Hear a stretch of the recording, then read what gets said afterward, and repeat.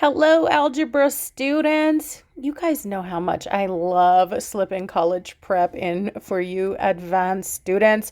Now, don't worry, this is definitely a practice of something that you'll see on the GED. They do often ask you to find the product of polynomials, which is what we see here. Find the product of x minus 1 and x squared plus x plus 1. It's just that this particular product is going to be related to some factoring that you're going to have to do in college algebra. So I wanted to give you a little preview of it. So let's do this thing. We are being asked to multiply two big, ugly things, x minus 1 and x squared plus x plus 1. Well, if you want to multiply together things with multiple terms, you're going to need parentheses to signify that. So I'm going to take all of x minus 1 and multiply it with all of x squared plus x plus 1. And remember that when multiplying with groupings, we go term by term. Every term in the first grouping is going to pass out to every term in the second grouping. So let's start with the first grouping, first term, x, and start passing it out to every term in the second grouping. So x times x squared is x cubed, or 3x's multiplying. X times positive x is positive x squared, or 2x's multiplying. And x times positive 1 is just positive x. Beautiful. We've dealt with that first term. Let's move on and pass out the second term in the grouping. Now notice the second term is a negative 1. Keep the sign with it. Call it negative when you're multiplying. Negative 1 times x squared is negative x squared.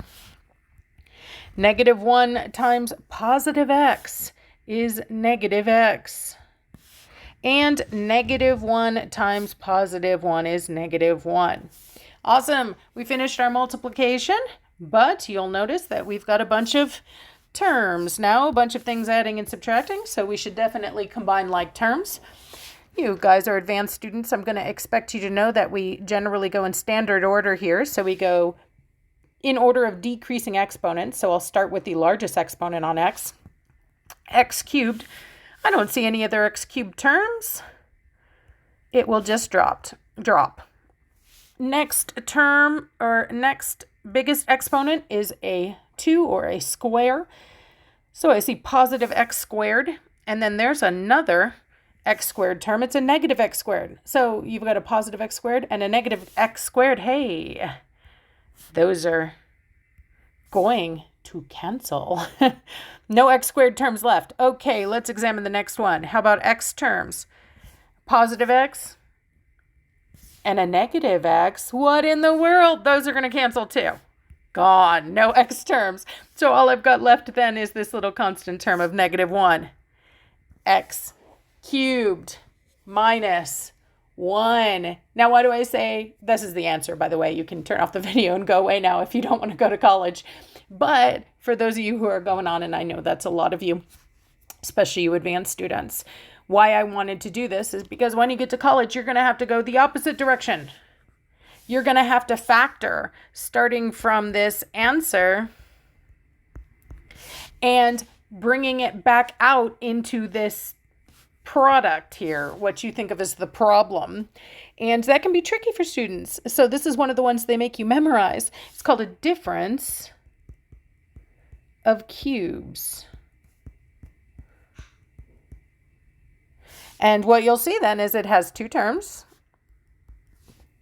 Those two terms are subtracting, and both of those terms are perfect cubes. X cubed is a perfect cube of x times x times x, and negative 1 is a perfect cube of negative 1 times negative 1 times negative 1.